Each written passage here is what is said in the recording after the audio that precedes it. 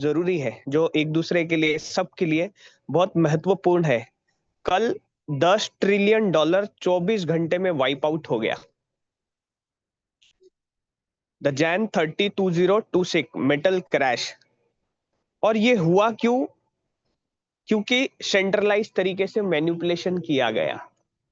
आप माने या ना माने, जब हम लोग इसकी डीप स्टडी करेंगे, बड़े बड़े स्ट्रेटेजीज या पर्संस लोग एक ही चीज पे आ गए, और वो लास्ट एंड फाइनल चीज है, buy low, pump and dump.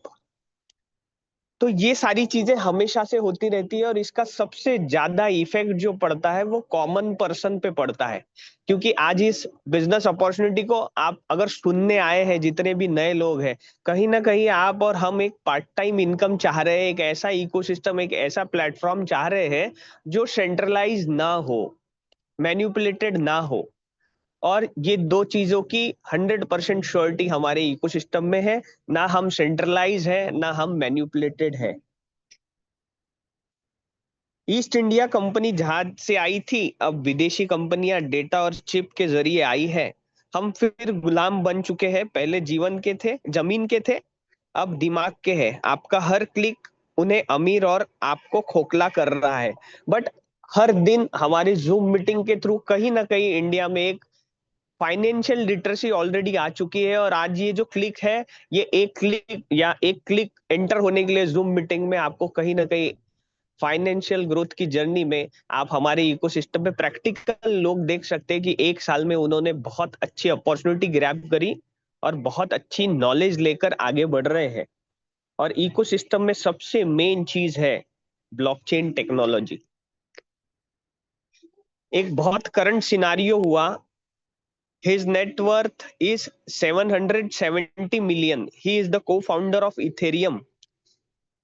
Yet he was spotted wearing a socks with a hole.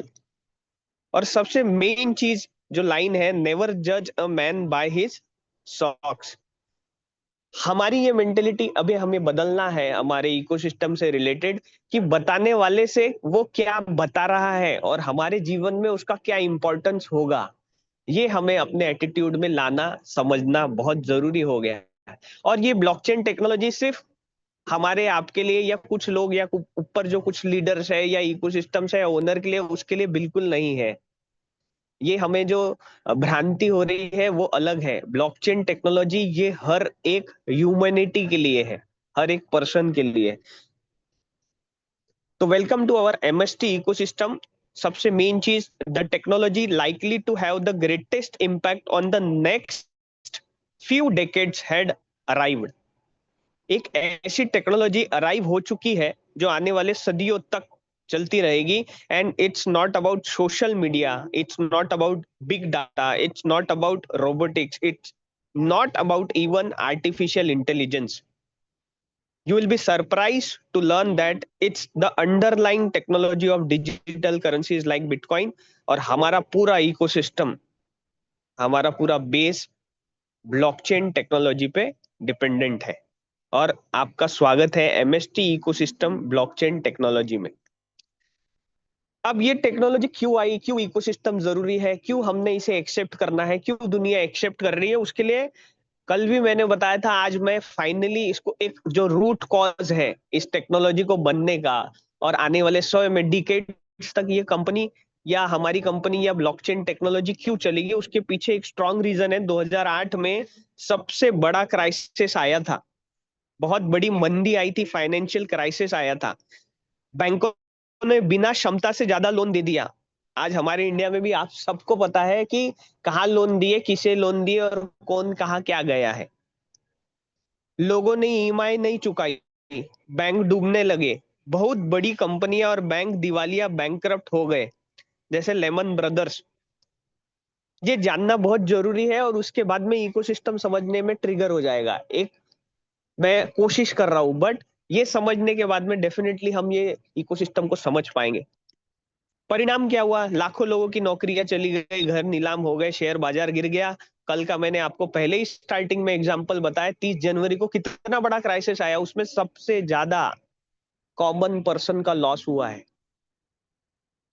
पूरी दुनिया की अर्थव्यवस्था हिल गई। आज हिली ही है क्योंकि गोल्ड सिर्फ यूएसए में या ऑस्ट्रेलिया में, यूरोपियन कंट्रीज में नहीं हो रहा है। इंडिया में भी तो गोल्ड यूज हो रहा है। इंडिया में भी ट्रेडर्स थे, इंडिया में भी बहुत सारे लोगों ने सोना खरीद के रखा है कि बढ़ जाएगा करके। तो ये सारी चीजें होती है। सरकारों और बैंकों ने क्या किया, बैंकों के बचाने के लिए अरबों डॉलर छाप दिए। अमीर बैंक बच गई, आम जनता को नुकसान हुआ। हम और आप कॉमन पर्सन है, आज जूम मीटिंग में सारे लोग कॉमन पर्सन है।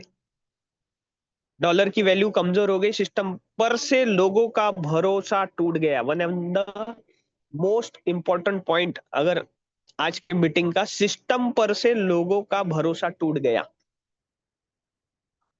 इस समय बिटकॉइन क्यों आया? जनवरी 2009 में सतोशी नाकामोटो ने बिटकॉइन लॉन्च किया, जेनेसिस ब्लॉक लिखा। सरकार फिर से बैंकों को बचाने के लिए पैसा देने वाली है।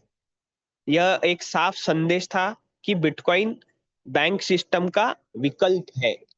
और इसी वजह से आज उसका पूरा दुनिया में, या कोई भी ecosystem, blockchain technology, crypto currency, TEDx speaker, या दुनिया के जो एक्सपर्ट्स होते हैं वो इसका नाम क्यों लेते हैं, उसका एक ही रीजन था। बिटकॉइन ने बता दिया, बिटकॉइन ने प्रूव कर दिया कि बैंक सिस्टम का विकल्प है ब्लॉकचेन टेक्नोलॉजी। बिटकॉइन का असली मकसद क्या था? क्या थी प्रायोरिटी? बैंक पर निर्भर ना रहना पड़े, सरकार जब चाहे पैसा ना छापे। 1972 का गोल्ड एक्ट हटाया गया, जनता को अपने पैसों पर पूरा नियंत्रण मिलना चाहिए, पारदर्शी और सुरक्षित सिस्टम बने, डिसेंट्रलाइज फाइनेंशियल सिस्टम। और वो सिर्फ और सिर्फ ब्लॉकचेन टेक्नोलॉजी के थ्रू ही पॉसिबल था। बिटकॉइन ने सबसे पहले जो क्रिप्टो करेंसी बनाई थी उसके लिए ब्लॉकचेन टेक्नोलॉजी यूज करी थी।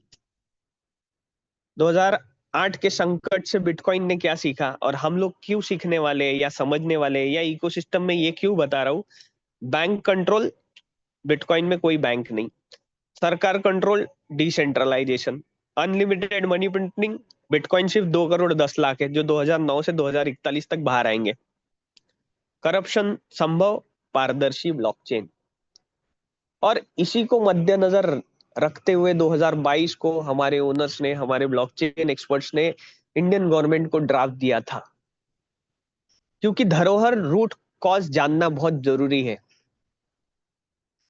आसान उदाहरण, 2008 में बैंक को भगवान माना जाता था, आम आदमी मजदूर थे, कॉमन पर्सन। बिटकॉइन कहता है आप खुद अपने बैंक बनो, be your own bank.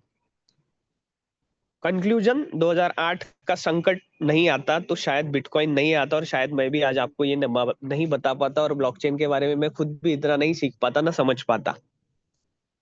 Financial revolution है ये, और उसी को लेकर आज भारत में हमारा इकोसिस्टम जो है, इसी को लेकर चल रहा है। और हमारे पीपीटी में मैं आपको बताऊंगा, we are shaping our future. हम सब लोग मिलकर एक फाइनेंशियल रिवॉल्यूशन ऑलरेडी चालू कर चुके हैं। तो वेलकम टू इकोसिस्टम। हमारी कंपनी का नाम है मास्टर स्ट्रोक टेक्नोसॉफ्ट प्राइवेट लिमिटेड। हमने भारत का पहला लेयर 1 ब्लॉकचेन ऑलरेडी हम बना चुके हैं, क्योंकि ट्रस्ट, ट्रांसपेरेंसी और ओनरशिप आज इस डिजिटल दुनिया में सिर्फ और सिर्फ ब्लॉकचेन टेक्नोलॉजी ही दे सकती है। And your path to a decentralise future. आज एक डिसेंट्रलाइज फ्यूचर के ऊपर हम लोग ऑलरेडी 1 साल से वर्किंग कर रहे हैं। विजन क्या है? क्या है इस कंपनी का मोटो, क्या है? कोई भी ओनर आते हैं तो कोई ना कोई तो एक विजन लेकर आते हैं। बहुत सारे लोग एग्जिट डेट लेकर आते हैं, इतना हो जाए और वो सारी चीजें हो जाए। हमारा विजन क्या है? क्यों हम लोग अलग है? हमारा विजन है इंडिया से लेके इंटरनेशनल कॉमन ह्यूमन बीइंग को हमारे एमएसटी ब्लॉकचेन, एमएसटी इकोसिस्टम के थ्रू ट्रस्ट, ट्रांसपेरेंसी और ओनरशिप, ये तीनों की तीनों चीजें मिले इस डिजिटल दुनिया में, ये सबसे ज्यादा इंपॉर्टेंट हमारा विजन है। और आज जितने भी करंट सिनारियो चल रहे हैं, opaque, centralise and limited control है, अपारदर्शी है, सेंट्रलाइज है। नेचुरल रिसोर्सेस पे कुछ लिमिटेड लोगों का ही कंट्रोल है, बट नेचुरल रिसोर्सेस हर एक कॉमन पर्सन के लिए बनी हुई है। एमएसटी इकोसिस्टम में सारी चीजें फेयर, सिक्योर, और सबसे इंपॉर्टेंट पॉइंट नए लोगों के लिए, आज जितने भी लोग आए हैं, वैलिडेटर ड्रिवन इकोसिस्टम में आप पार्टिसिपेट कर सकते हैं, बट ये लिमिटेड है। भारत में कुछ ही लोगों को हमारे एमएसटी इकोसिस्टम में लाइफ टाइम के लिए एक अच्छा बेनिफिट मिलने वाला है। वैलिडेटर ड्रिवन इकोसिस्टम, हमारे इकोसिस्टम में एक गोल्डन अपॉर्चुनिटी चल रही है। हमने भारत का पहला लेयर वन ब्लॉकचेन बना दिया, मैंने ब्लॉकचेन भी बताया। बट ब्लॉकचेन की तीन खासियतें, सबसे पहले ये अनहैकेबल है, दूसरा ये ट्रांसपेरेंट है, और तीसरा ब्लॉकचेन टेक्नोलॉजी डिसेंट्रलाइजेशन को फॉलो करती है। बाय डिफॉल्ट ये तीनों चीजें हैं, और बाय डिफॉल्ट अगर ब्लॉकचेन टेक्नोलॉजी में ये सबसे तीन इंपॉर्टेंट चीजें हैं, इसी वजह से पूरी दुनिया और इंडिया इसे अभी धीरे धीरे एक्सेप्ट कर रही है। अब ब्लॉकचेन टेक्नोलॉजी में क्या स्टोर होता है? सबसे ज्यादा इंपॉर्टेंट चीज है हमारा डाटा, हमारी प्राइवेसी। आज मेरे बैंक में कितना पैसा है, आपके बैंक में कितना पैसा है, सब बैंक को पता है। 100% कंट्रोल है कि आप जा रहे हो, लिंक फेल हो रही है, लिंक फेल हो गई, आप थोड़ी देर में आइए। तो सोचिए, दुनिया का सबसे बड़ा इंस्टीट्यूशन, फाइनेंशियल इंस्टीट्यूशन, बैंकिंग सदियों से चलता आ रहा है, उसमें भी लिंक फेल की प्रॉब्लम हो रही है। हमारे मोबाइल को भी अपडेट करना पड़ता है, हम खुद भी अपडेट होते हैं। तो टेक्नोलॉजिकल अपग्रेड्स होते रहेंगे, और उसमें आज बैंकिंग सिस्टम की मजबूरी है कि उनको ब्लॉकचेन टेक्नोलॉजी एक्सेप्ट करनी पड़ेगी, क्योंकि ब्लॉकचेन टेक्नोलॉजी में कोई भी सिंगल पॉइंट ऑफ फेलियर नहीं होता। बिटकॉइन ने ब्लॉकचेन टेक्नोलॉजी यूज करी आज तक, अभी तक 17 साल हो गए, no single point of failure है, ना आगे होगा, क्योंकि बिटकॉइन का लेयर वन ब्लॉकचेन है। सेम हमारा भी भारत का पहला लेयर वन ब्लॉकचेन है, एमएसटी ब्लॉकचेन। और ब्लॉकचेन में जब डिसेंट्रलाइजेशन की बात होती है, तो सेंट्रलाइज अथॉरिटी बैंकिंग सिस्टम नहीं होते, तो ट्रांजेक्शन्स कौन वेरीफाइड करेगा? ट्रांजेक्शन्स वेरीफाइड करेंगे डिसेंट्रलाइज तरीके से पब्लिक। क्योंकि अगर कोई ओनर, कोई पावरफुल पर्सन, या कुछ खास लोग ही अगर इसमें अगर ट्रांजेक्शन वेरीफाइड करेंगे, तो वो सेंट्रलाइज हो गया, फिर डिसेंट्रलाइजेशन का मतलब ही नहीं। तो डिसेंट्रलाइज तरीके से पब्लिक यहाँ पे ट्रांजेक्शन वेरीफाइड करती है, और जितने भी ट्रांजेक्शन होते हैं वो ऑन चेन होते हैं। ऑन चेन मीन्स हर कोई देख सके, और जब मैंने ट्रांसपेरेंसी की बात करी तो ऑन चेन रहेगा, तो दुनिया का कोई भी आदमी देख सकता है। तो सारी की सारे जो ट्रांजेक्शन है ब्लॉकचेन टेक्नोलॉजी में, वो ऑन चेन होते हैं, और इसी वजह से वो ट्रांसपेरेंट कहलाता है। कंसेंसस मैकेनिज्म, ब्लू बिटकॉइन जब बना, तब ट्रांजेक्शन्स वेरिफिकेशन के लिए कंसेंसस मैकेनिज्म बनाया गया, प्रूफ ऑफ वर्क टेक्नोलॉजी, जिसमें बहुत सारे अल्गोरिदम, पजल, कंप्यूटेशनल पावर लगते हैं, बहुत डिफिकल्ट होता है, जैसे जैसे ब्लॉक बनते हैं डिफिकल्टी लेवल बढ़ती जाती है, तो बहुत नॉलेज चाहिए। आज के डेट में करोड़ों रुपए लगेंगे अगर बिटकॉइन के हमें माइनर बनना है तो। बट जो माइनर्स है उनको बहुत बड़ा बेनिफिट होता है। जो भी लेयर वन ब्लॉकचेन होते हैं, चाहे वो बिटकॉइन हो, इथेरियम हो, उनका एक नेटिव कॉइन होता है। जैसे बिटकॉइन ब्लॉकचेन का नेटिव कॉइन बिटकॉइन है, इथेरियम ब्लॉकचेन का नेटिव कॉइन इथेरियम है। इथेरियम ने क्या लाया फिर, और एक कंसेंसस मैकेनिज्म लाया, proof of stake authority. 32 Ethereum stake कर कर आप नोड वैलिडेटर बन सकते हैं। बिटकॉइन में माइनर बोलते हैं, हम लोग बोलते हैं इथेरियम नोड वैलिडेटर। आज हम लोग 32 इथेरियम स्टेक कर कर नोड वैलिडेटर बन सकते हैं, और आपके थ्रू अगर ट्रांजेक्शन वेरीफाइड होते हैं, तो जो इथेरियम कॉइन है वो आपको मिलता है। आज इथेरियम कॉइन 3 लाख का है। तो सोचिए, आपके थ्रू अगर ट्रांजेक्शन वेरीफाइड हो गया, अगर आप तो थोड़ा सा टुकड़ा भी मिला, तो भी तो आपकी अर्निंग बहुत बड़े लेवल पे होगी। बट क्या ये कॉमन पर्सन, मैं भी इसमें इंक्लूडिंग हूँ, कर सकते हैं क्या? अभी समझने के बाद बहुत सारा पैसा लगेगा। तो इकोसिस्टम जब डिजाइन किया गया, तब डिसेंट्रलाइजेशन में सोचा गया कि 95% इंडियन लोगों को ब्लॉकचेन नहीं पता, क्रिप्टो नहीं पता, कंसेंसस मैकेनिज्म नहीं पता, बट उन्हें हमें नोड वैलिडेटर बनाना है। तो बाइनेंस ने जो सबसे हाइब्रिड टेक्नोलॉजी यूज करी, प्रूफ ऑफ स्टेक अथॉरिटी, वो हमने यूज करी। उसमें सिर्फ और सिर्फ आपके जो 50% कॉइन है वो स्टेक रहते हैं, और आप क्लिक करो या ना करो, आप किसी को बताओ ना बताओ, आप हमारे साथ में अगर सिर्फ एक बार पार्टनरशिप करते हैं, तो आने वाले 20 साल तक, ऑलरेडी 1 साल कंप्लीट हो चुका है, तो आने वाले 19 साल तक आपको डेली मिंटिंग प्रोसेस के थ्रू भारत के पहले लेयर वन ब्लॉकचेन का जो नेटिव कॉइन है MSTC, वो आपको डेली मिलते रहेगा। उसके लिए बहुत करोड़ों की इन्वेस्टमेंट करनी है, बहुत नॉलेज चाहिए, ऐसा कुछ नहीं है। बहुत इजी तरीके से आप पार्टनरशिप करके बहुत कम अमाउंट में आज नोड वैलिडेटर बन सकते हैं, बट ये लिमिटेड है। इसमें जो नेटिव कॉइन है आपको रोज मिलेगा। Scalability solutions, proof of stake authority में स्केलेबिलिटी बहुत ज्यादा इंपॉर्टेंट रोल प्ले करती है, जिसमें sharding, layer two rollups, protocol upgrades, ये ऐसी टेक्निकल चीजें हैं जो ऑलरेडी हमारे इसमें इनेबल है। तो यहाँ पे आपके पास क्या अपॉर्चुनिटी है, आप हमारे लेयर वन ब्लॉकचेन में नोड वैलिडेटर बन सकते हैं। और क्या क्या होता है ब्लॉकचेन में, लेयर वन ब्लॉकचेन में सबसे पहले तो डिसेंट्रलाइज तरीके से आपके मेरे थ्रू ट्रांजेक्शन्स वेरीफाइड होंगे और उसके बिहाफ पे हमें रिवॉर्ड के तौर पे नेटिव कॉइन मिलेंगे। कंसेंसस मैकेनिज्म सबसे hybrid proof of stake authority हमने यूज किया है। नेटवर्क सिक्योरिटी जो है क्रिप्टोग्राफी के थ्रू होती है। स्मार्ट कॉन्ट्रैक्ट, डिसेंट्रलाइज एप्लीकेशंस, आज फिजिकल सारा रेंट एग्रीमेंट और ये सारी चीजें होती है, आने वाले समय में सिर्फ एक स्मार्ट कॉन्ट्रैक्ट रहेगा, उसके थ्रू हम सारी चीजें करेंगे। Decentralise application, there are huge difference between centralise application and decentralise application. Centralise application में हमारा डाटा स्टोर है, केवाईसी करना पड़ता, बहुत सारी चीजें हैं। बट डिसेंट्रलाइज एप्लीकेशंस में ब्लॉकचेन के थ्रू आपका डाटा कोई हैक भी नहीं कर पाएगा, कोई देख भी नहीं पाएगा आपके अथॉरिटी के बिना। नेटिव टोकन मैनेजमेंट, आज ये मैं बताना चाहूंगा, नेटिव टोकन मैनेजमेंट ये तो सिर्फ 3 वर्ड है, बट इसके पीछे बहुत सारी टेक्निकल चीजें होती है। कितना सप्लाई है, इसमें कंसेंसस मैकेनिज्म कौन सा है, सिक्योरिटी कैसे हम ये कर रहे हैं, अपग्रेडेड है क्या, टीपीएस कैसे बढ़ाना है, स्कैरसिटी कैसे बढ़ाना है, स्कैरसिटी के साथ में इन्फ्लेशन जो हो रहा है उसको भी मद्देनजर ध्यान में रखना पड़ता है। तो ये बहुत सारी चीजें हैं टेक्निकली जो नेटिव टोकन मैनेजमेंट में आती है और वो ऑलरेडी हम डिजाइन कर चुके हैं।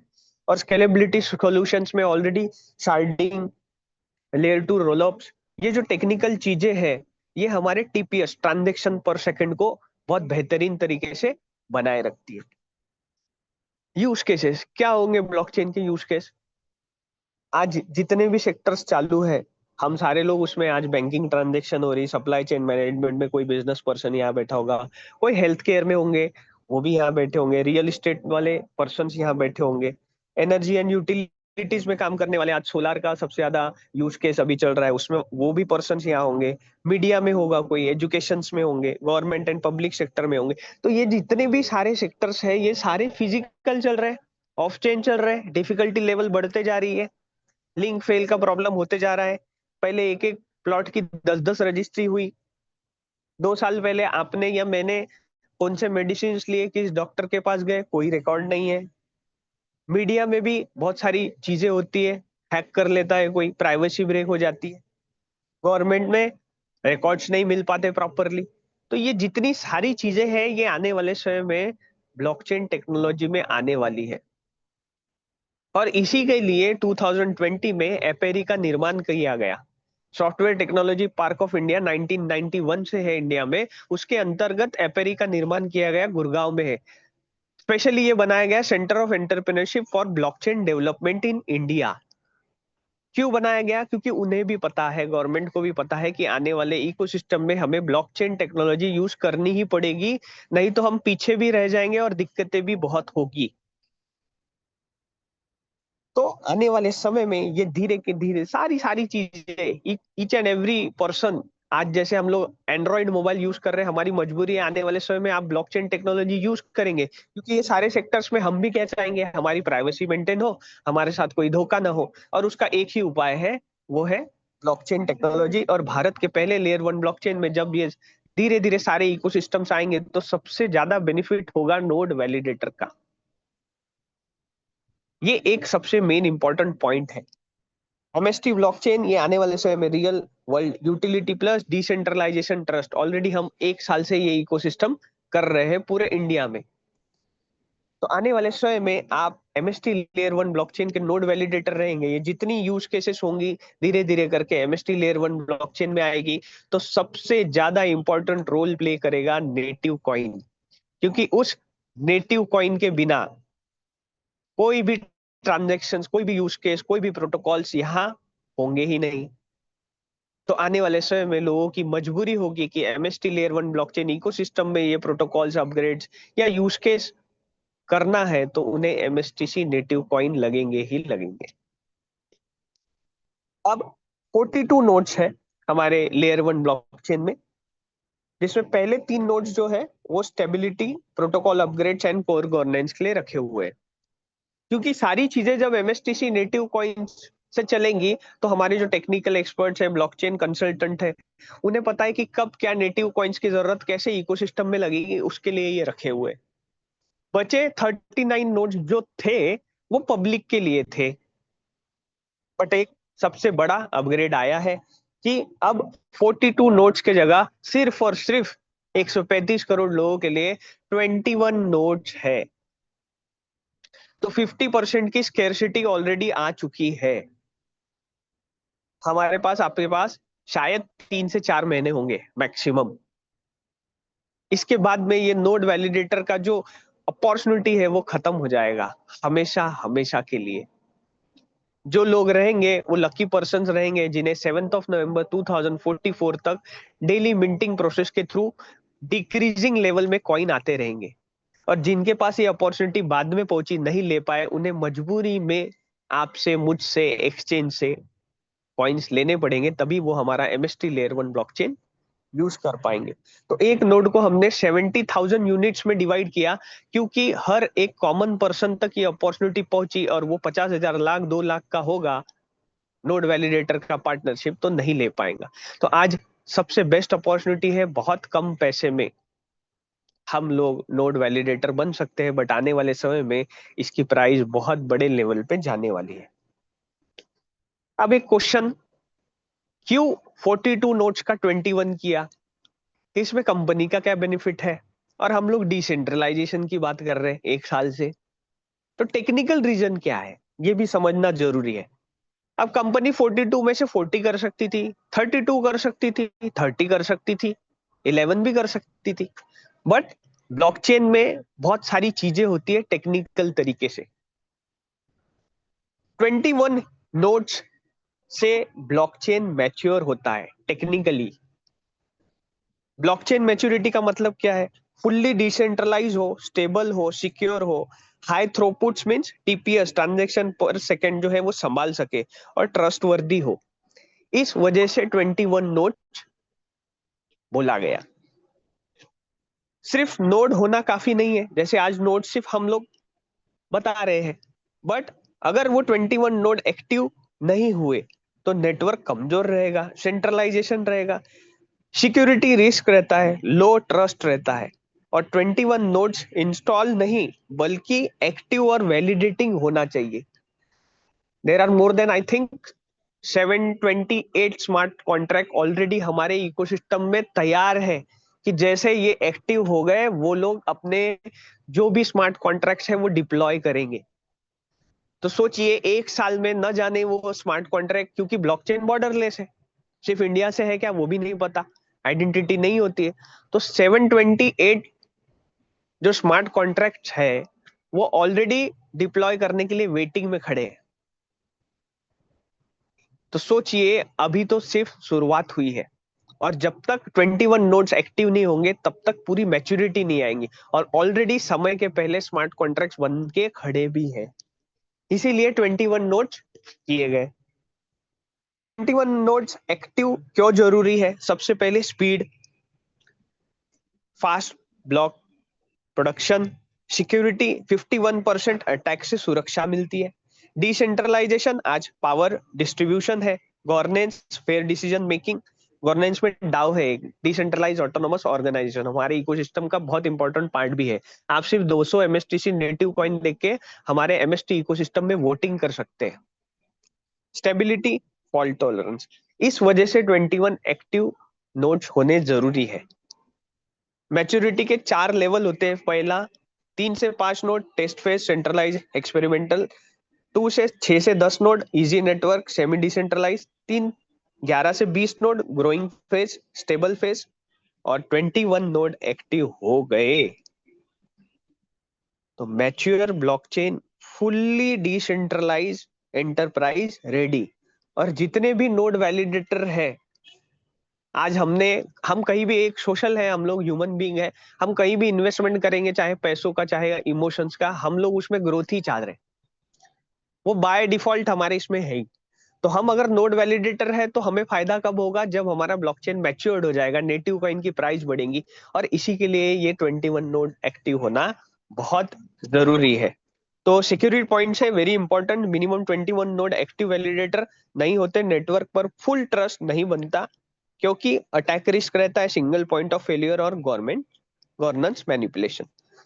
तो final 21 node active blockchain maturity certificate indirectly एक मिलता है। जब तक 21 नोड्स पूरी एक्टिव नहीं होते तब तक ब्लॉकचेन टेक्निकली अर्ली स्टेज में माना जाता है। अब ये जो आईडीओ स्टार्ट किया था हमने, इनिशियल डेस्क ऑफरिंग 7 नवंबर 2024 को, ये अपॉर्चुनिटी पूरे इंडिया के लिए स्टार्ट करी गई, और सबसे इंपॉर्टेंट चीज भारत से चालू करी गई, क्योंकि बिटकॉइन में जो माइनर्स है आज तक एनोनिमस है, ओनर भी एनोनिमस है, पता ही नहीं कौन है, तब तो ट्रस्ट भी नहीं करते थे और बताया भी नहीं गया। इथेरियम में जब स्टार्ट हुआ तब हमें भी पता नहीं, मुझे भी पता नहीं था, नहीं तो 32 इथेरियम $1 का तो $32 में कर बन सकता था। बट यहाँ से हमारे पास अपॉर्चुनिटी गई, और हमारे टेक्निकल एक्सपर्ट्स, हमारे ओनर्स, हमारे ब्लॉकचेन कंसल्टेंट ने देखा कि इन लोगों ने कैसा इकोसिस्टम डिजाइन किया, और भारत का पहला लेयर 1 ब्लॉकचेन बोल रहे, तो भारत से ही केवाईसी हमने स्टार्ट करी, और हमारे पास वो बिगेस्ट अपॉर्चुनिटी आई 7 नवंबर 2024 को, जब एक फ्रैक्शन, मिनिमम आप नोड वैलिडेटर बनने के लिए एक फ्रैक्शन ले सकते हैं, एक नोड को 70,000 यूनिट्स में डिवाइड किया गया। तो कंडीशन क्या है, मिनिमम एक फ्रैक्शन लेकर हमारे इकोसिस्टम में आप पार्टनरशिप कर सकते हैं, और आपको 7 नवंबर 2044 तक डिक्रीजिंग लेवल में भारत के पहले लेयर 1 ब्लॉकचेन का एमएसटीसी नेटिव कॉइन जो है, जो सबसे ज्यादा इंपॉर्टेंट रोल प्ले करता है लेयर 1 ब्लॉकचेन में, 1180 रुपए में एक फ्रैक्शन मिल रहा था, और तब डेली मिंटिंग प्रोसेस के थ्रू 20 कॉइन्स रफली एक मिल रहे थे। 1180 रुपए में भारत के पहले लेयर 1 ब्लॉकचेन का नोड वैलिडेटर बनने की प्रक्रिया स्टार्ट हुई, तब डेली मिंटिंग प्रोसेस के थ्रू 20 कॉइन मिलते थे। अल्गोरिदम ऐसा सेट किया है कि जैसे फ्रैक्शन बाइंग होगी पर फ्रैक्शन, इसका रेट इंक्रीज होते जाएगा होते जाएगा होते जाएगा, और आज पूरे भारत में 63,000 से ज्यादा नोड वैलिडेटर्स है पूरे इंडिया में। एक साल में 2,63,000 के ऊपर ऑलरेडी फ्रैक्शंस सोल्ड आउट हो चुके हैं। किसी ने एक लिया है, किसी ने 2 लिया है, किसी ने 10 लिए, किसी ने 200 लिए, किसी ने 1,000 लिए, किसी ने 2-2 हजार लिए। जिसको जैसे समझा, जिसको जैसे इकोसिस्टम में ट्रस्ट है, जिसे ब्लॉकचेन टेक्नोलॉजी पता है, वो उस तरीके से लेगा। हमारी कंपनी में आपको कुछ जोर जबरदस्ती नहीं कर रहे, समझ में आया तो लीजिए, नहीं तो कोई दिक्कत नहीं है। ये आपके ऊपर डिपेंड है, आप कितना इकोसिस्टम को समझ रहे। बट कंडीशन क्या थी, मिनिमम एक लेना है। आज भी वही कंडीशन है, मिनिमम आप एक फ्रैक्शन लेकर हमारे साथ पार्टनरशिप कर सकते। तो आज का रेट क्या है, आज का रेट 2,300 रुपए के ऊपर है, इसमें 18% जीएसटी इंक्लूड है। अब 18% जीएसटी क्यों, वर्चुअल डिजिटल एसेट, आज क्रिप्टो करेंसीज को वर्चुअल डिजिटल एसेट की मान्यता मिली है। 18% जीएसटी, अगर आपका जीएसटी नंबर है आप ले सकते हैं, नहीं तो गवर्नमेंट को जाएगा। पर आज कॉइन कितने मिल रहे हैं, ये ज्यादा इंपॉर्टेंट है। पहले 20 कॉइन मिलते थे, 1,180 रुपए था, अब तो प्राइस बढ़ गई, तो ज्यादा कॉइन मिलने चाहिए क्योंकि पैसा ज्यादा दे रहे। बिल्कुल नहीं, ये टोकोनॉमिक्स स्केर्सिटी होना बहुत जरूरी है। आज आपको 9.15 ही कॉइन पर डे मिल रहे एक फ्रैक्शन पे। आने वाले समय में यही प्राइस बढ़ते रहेगी और कॉइन डिक्रीजिंग लेवल में आते रहेगा। क्यों, क्योंकि इन्फ्लेशन से भी लड़ना होता है। जो नेटिव टोकन मैनेजमेंट जो मैंने उसमें एक पॉइंट बताया था कि इन्फ्लेशन से भी तो हमको बचना है, या हमारे पास ऐसे एसेट होने चाहिए जो समय के साथ में उसकी प्राइस इंक्रीज हो, ना कि डिक्रीज हो, जिसको डिमांड और सप्लाई से भी आप समझ सकते हैं। क्योंकि जिस चीज की कमतरता रहेगी उसी की तो वैल्यू बढ़ेगी। ये प्राइस आने वाले समय में 2,000, 3,000, 4,000, 5,000, 10,000 नहीं, अब तो 21 नोट्स है।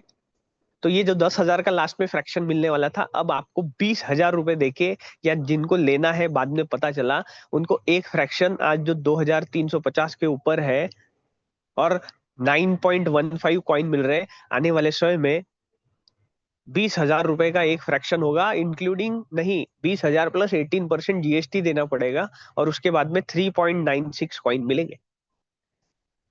तो हमारे पास ये क्या, अभी अच्छी अपॉर्चुनिटी है, बट इसमें और एक मैथ्स है, और एक कैलकुलेशन है, और एक टोकोनॉमिक्स है, वो समझना जरूरी है।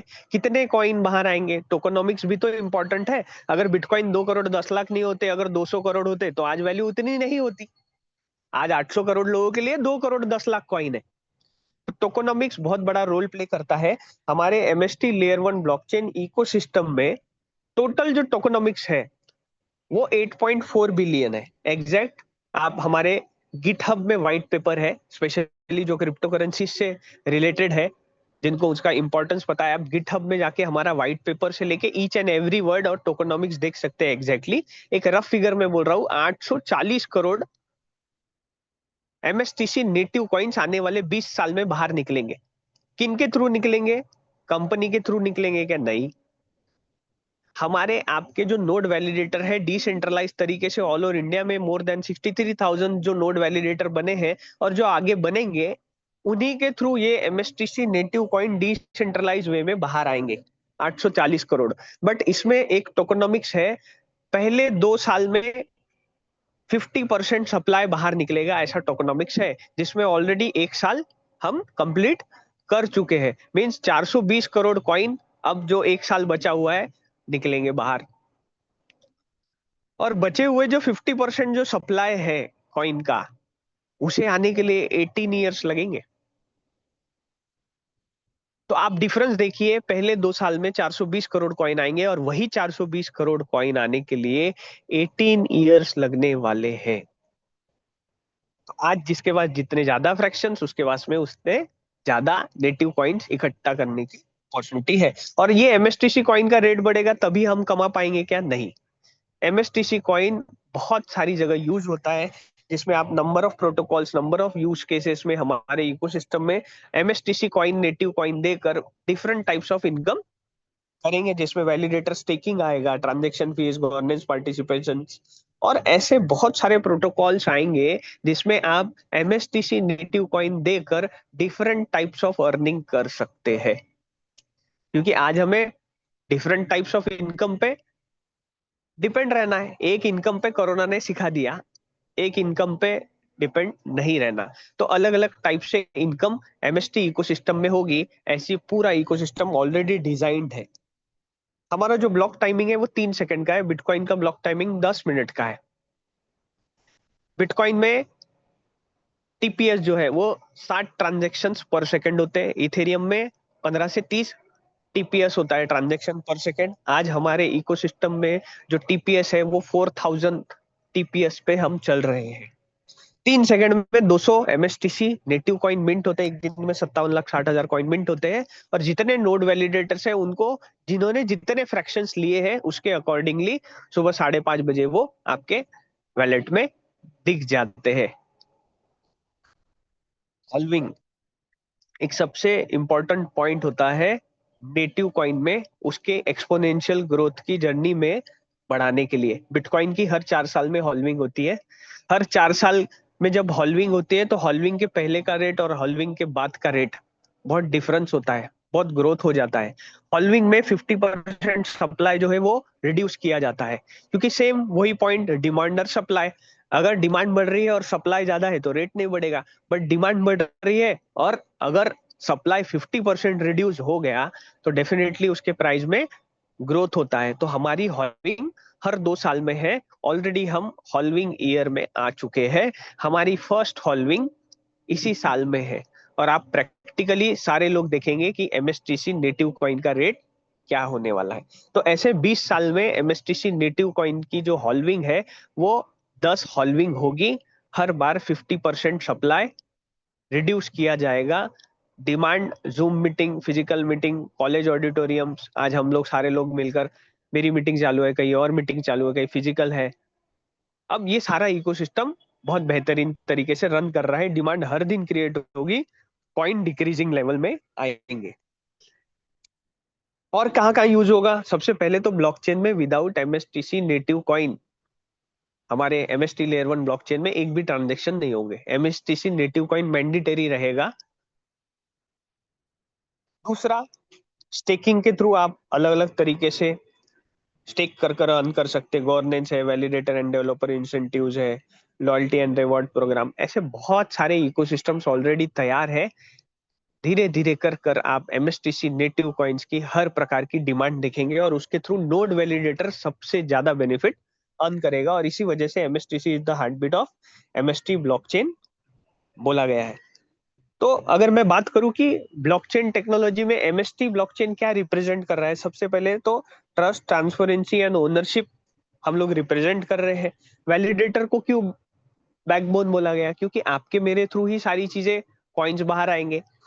आपके मेरे 50% कॉइन स्टेक हो रहे हैं, उसके थ्रू स्टेबिलिटी प्रोटोकॉल्स प्रॉपर तरीके से चल रहा है, उसके बिहाफ पे हमको रिवॉर्ड मिल रहा है, डेली मिल रहा है, आने वाले 19 ईयर्स तक मिलते रहेगा।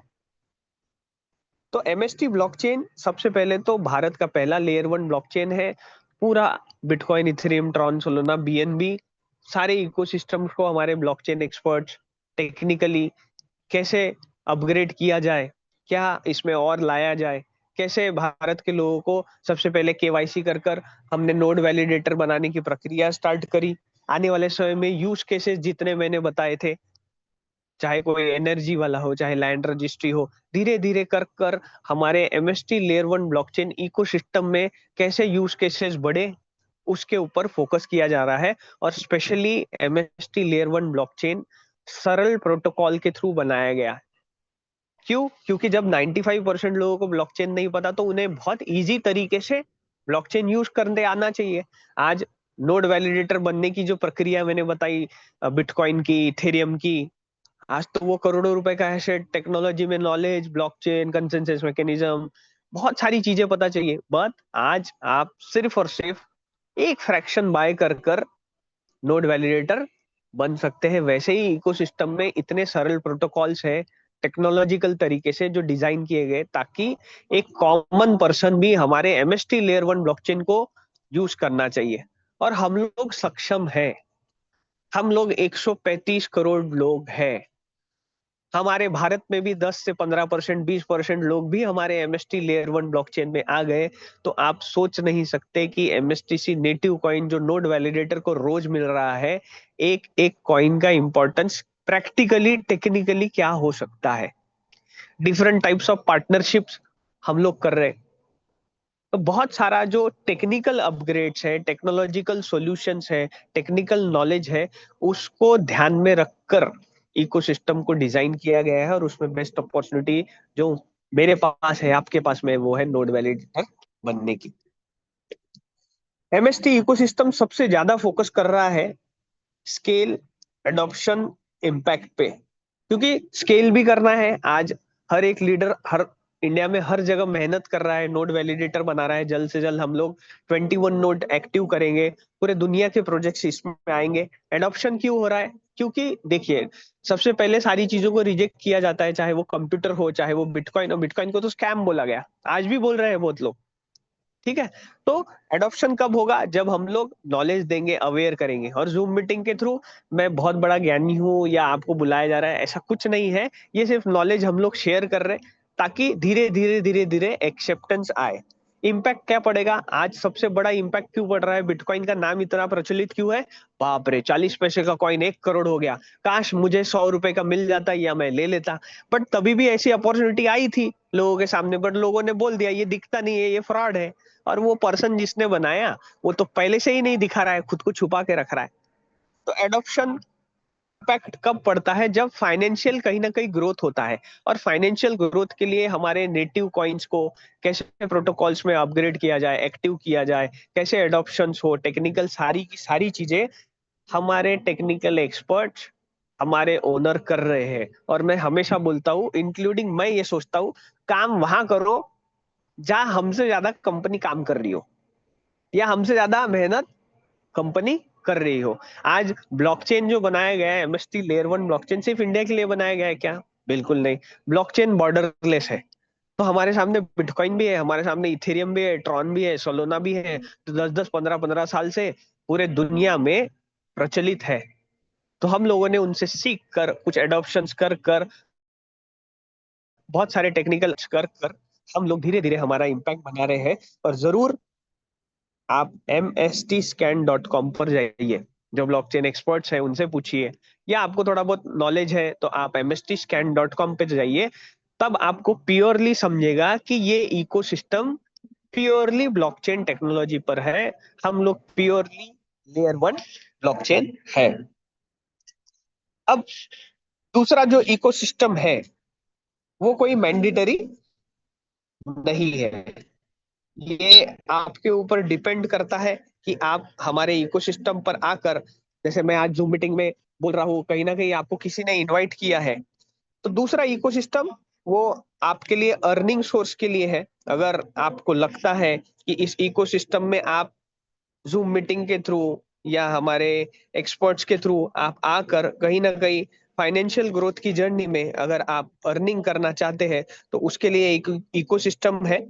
उसमें आप आने वाले 3-4 महीने तक, जब तक ये हमारा इकोसिस्टम चल रहा है, तब तक इंडियन रुपीज में आप अर्निंग कर सकते हैं। और ये सारी की सारी जो चीजें हैं वो इकोसिस्टम में, दो इकोसिस्टम बनाकर बहुत बेहतरीन तरीके से डिजाइन किया गया। वो क्या है?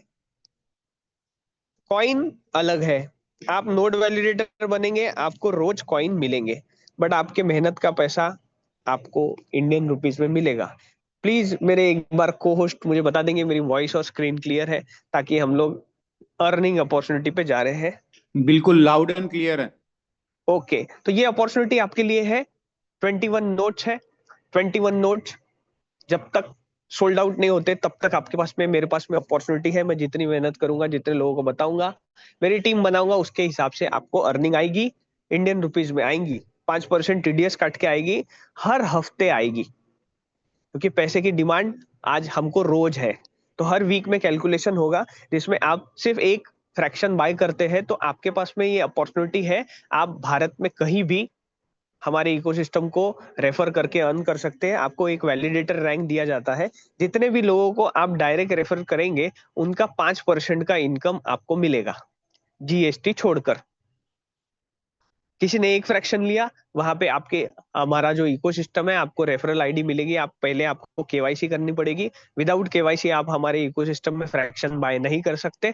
जैसे आप केवाईसी करोगे, आपकी एक रेफरल लिंक जनरेट होगी। आईडी पासवर्ड पे आप जैसे जाएंगे, वहां पे पूरे कैलकुलेशंस रहेंगे आपके।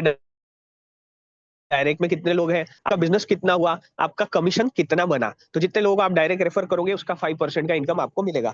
दूसरा, जैसे आपकी टीम इंक्रीज होती है, बढ़ती है, अगर आपको लगता है कि मैंने अच्छे से और ग्रोथ करना चाहिए, तो आपको स्पार्टन बनना पड़ेगा। उसके लिए दो कंडीशन है। आपके टीम में मिनिमम 20 लोग एक्टिव चाहिए। आपके पूरे ओवरऑल टीम में मिनिमम एक एक फ्रैक्शन लेने वाले 20 लोग चाहिए। और आपके टीम से ओवरऑल जो फ्रैक्शन बाइंग होनी चाहिए वो 1 लाख रुपए की होनी चाहिए। इसके लिए कोई टाइम लिमिट नहीं है। आपकी मर्जी, आपको कब करना है, आपकी टीम कैसी है, आप कैसे सपोर्ट कर रहे हैं, ये सब आपके ऊपर इकोसिस्टम डिपेंड किया गया। बट जैसे ही आप 10% स्पार्टन पे जाते हो, तो आप स्पार्टन बनने के बाद जितना भी डायरेक्ट का बिजनेस लाएंगे, अब 5 की जगह आपको 10% मिलेगा। बट यहाँ से और एक इनकम स्टार्ट होती है। कैसे? आपने मुझे ज्वाइन किया आफ्टर स्पार्टन मान लेते हैं, तो आप तो 10% पे है।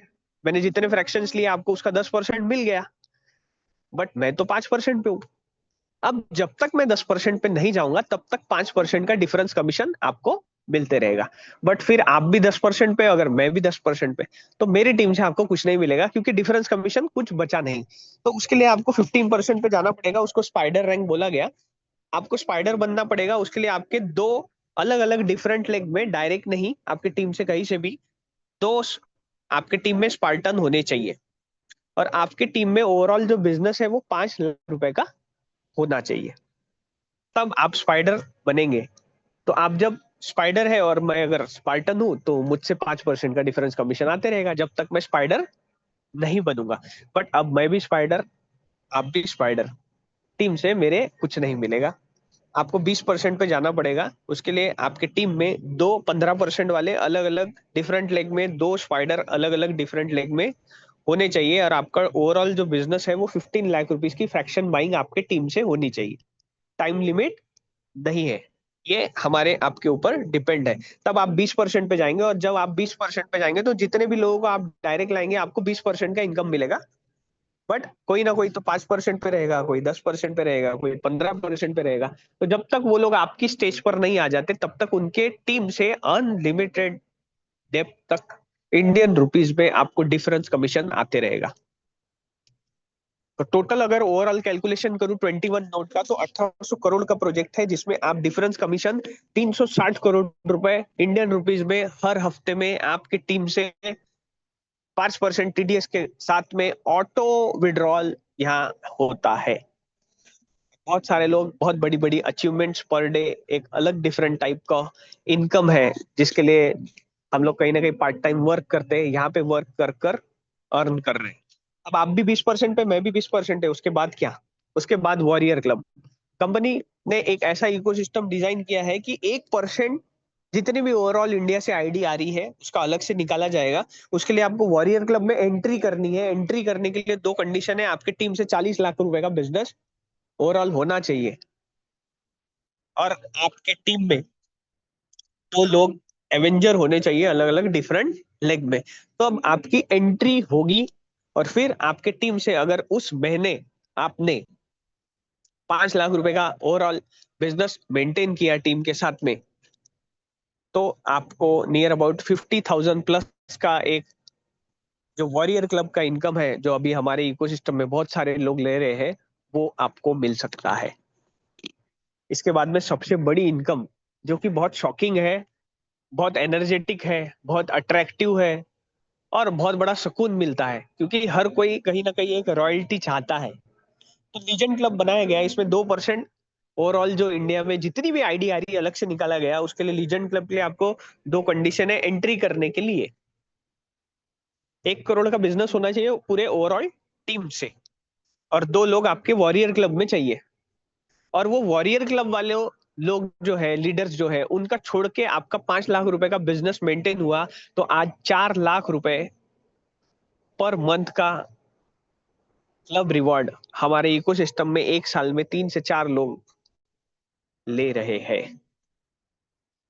तो आप समझ सकते हैं, नॉलेज तो है ही है, दुनिया की सबसे बड़ी टेक्नोलॉजी तो है ही है, बट अर्निंग में भी एक साल में अगर 4 लाख रुपए पर मंथ की इनकम अगर इकोसिस्टम में लोग ले रहे हैं, तो बहुत बड़ी इनकम है। क्योंकि 4 लाख रुपए प्रमोशन के लिए भी अगर 4 लाख रुपए पर मंथ पे जाना है, तो कितने साल हमें मेहनत करनी पड़ती। तो ये एक इकोसिस्टम अलग से बनाया गया ताकि आपकी मेहनत का पैसा आपको मिले, कॉइन्स अलग रखे गए। तो ये दोनों इकोसिस्टम आपको समझना है। ब्लॉकचेन टेक्नोलॉजी रिप्रेजेंट करती है डेमोक्रेसी को, to the people, for the people, by the people.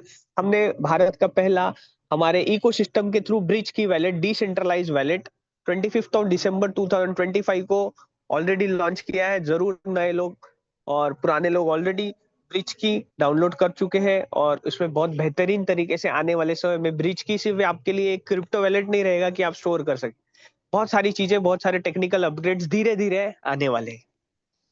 Bharat CoinEx, हम लोग भारत की बात कर रहे हैं, लीगलिटी की बात कर रहे हैं, तो क्यों ना इंडियन रुपीज में ट्रेड किया जाए। तो उसके लिए FIO IND सर्टिफिकेट लग रहा है, इसके लिए ऑलरेडी हम लोगों ने डॉक्यूमेंटेशन दी है। जल्दी भारत कॉइनेक्स लीगल तरीके से FIO IND के साथ में, INR के साथ में, आप हमारे MSTC नेटिव कॉइन्स को भी और अदर क्रिप्टो करेंसीज को भी आप भारत कॉइनेक्स में ट्रेड कर पाएंगे। गोल्ड फिजिकल है, फिएट पॉलिटिकल है, bitcoin is mathematical, each and everything in MST ecosystem.